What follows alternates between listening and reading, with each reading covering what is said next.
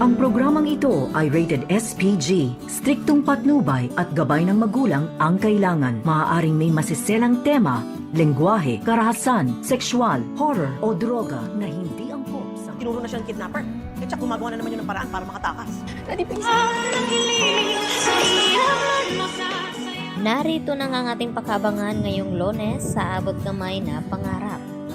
Dito nga na ibinunyag ni Dax sa kanila ni RJ at Giselle na kung sino nga ang kanyang kasabwat sa pagkidnap ni Don Pepe. At dito na sinabi ni Dax na ang asawa nga daw dito ni RJ na si Moira Tanyag. At nagtanong pa ulit itong si Giselle na kung may kasamahan pa ba sila. Dito naman napalihim na tumitingin itong si Dax dito kay Zoe. At dito naman nag-react agad itong si Giselle at sinambunutan agad itong si Zoe.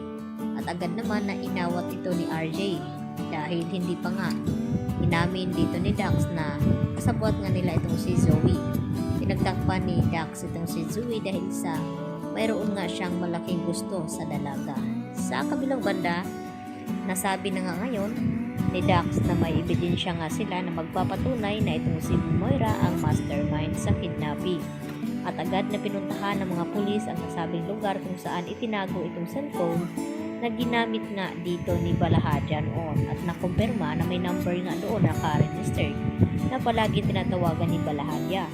At nang matingnan nila RJ at Giselle ang nasabing number, agad naman na dinayal ni RJ at nakarehistro sa cellphone ni RJ na Moira ang nakalagay doon. Kaya walang duda, si Moira na nga ang mastermind sa pagkidnap sa kanilang papa.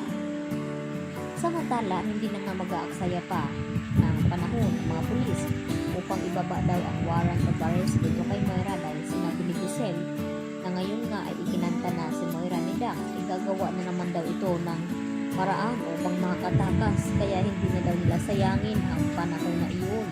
Baka makagawa pa ng plano itong si Moira. At dito naman nakipagkita itong si Zoe sa kanyang ina at binalaan ito na kinakailangan daw ma-dispose ang pera na hawak ni Moira dahil yun ang magpapatunay na siya nga ang mastermind sa kidnapping.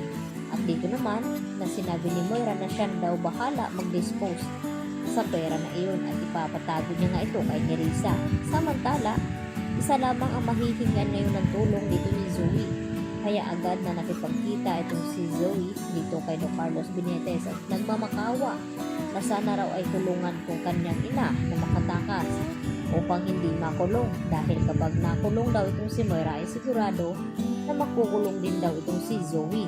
Dito naman ay pinangako ni Carlos kay Zoe na huwag daw itong mag-alala dahil tutulungan nga ni Carlos na makatakas itong si Moira.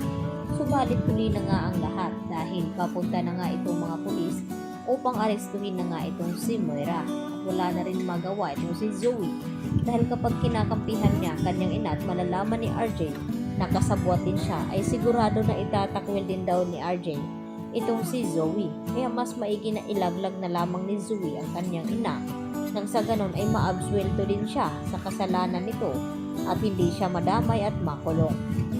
Kaya galit na galit naman itong si Moira na hinarap itong si Zoe at sinasabihan na kung ano-ano dahil nagawa siyang ilaglag nito at makukulong na nga sa wakas itong si Moira.